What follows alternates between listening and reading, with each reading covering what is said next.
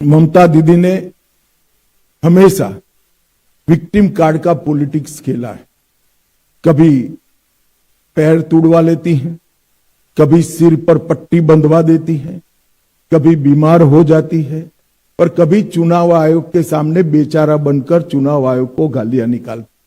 मगर ममता दीदी, मैं आपको बताने आया हूं कि आपकी ये राजनीति को, विक्टिम कार्ड की पॉलिटिक्स को बंगाल की जनता अब बहुत अच्छे तरीके से समझ गई। चुनाव आयोग जैसी संवैधानिक संस्था पर गाली गलौज करना ये बंगाल की संस्कृति को शोभा नहीं दे। एसआईआर पूरे देश भर में हो रहा, कहीं पर जुडिशियल ऑफिसर नहीं लगाने पड़े, सिर्फ बंगाल में लगाने पड़े। कारण क्या है? यही चुनाव के अंदर तमिलनाडु में भी एसआईआर हुआ, कोई कोर्ट केस नहीं हुआ। केरल में भी एसआईआर हुआ, कोई कोर्ट केस नहीं हुआ। तमिलनाडु में डीएमके की सरकार है, केरल में कम्युनिस्टों की सरकार है। बंगाल में ऐसा क्या हुआ कि सुप्रीम कोर्ट ने जुडिशियल ऑफिसरों को लगाना पड़ा? इस बात का जवाब ममता बनर्जी ने बंगाल की जनता को दिया। आपके डिस्ट्रिक्ट मजिस्ट्रेट निर्भीक रूप से काम नहीं किए, इसलिए सुप्रीम कोर्ट ने जुडिशियल ऑफिसर्स को लगाना पड़ा है। और एसआईआर पर वो जो आरोप कर रही है, मैं आज बंगाल की जनता को पूछना चाहता हूं, जो घुसपैठियों को वोटर बनाकर यहां रखा गया है, उनको क्या बंगाल का भविष्य तय करने का निर्णय देना है या नहीं देना है?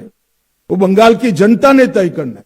मैं भारतीय जनता पार्टी की ओर से स्पष्ट कर देना चाहता हूं, सिर्फ वोटर लिस्ट से नहीं, देश भर से एक एक घुसपैठियों को हम चुन चुन कर देश के बाहर निकालने के लिए संकल्पबद्ध है और ये मेरी पार्टी का एजेंडा है। ममता जी को जो आरोप लगाना है वो लगाएं। 15 साल में मां माटी मानुष का जो नारा लेकर ममता जी आई थी, वो नारे को हर तरह से द्रोह करने का काम स्वयं ममता बनर्जी की पार्टी ने किया है, उनकी सरकार ने किया है। और पूरी तृणमूल कांग्रेस, पूरे उनका कैडर कटमनी और सिंडिकेट में व्यस्त हुई है। जनता त्रस्त है, जनता बदलाव मांग रही है।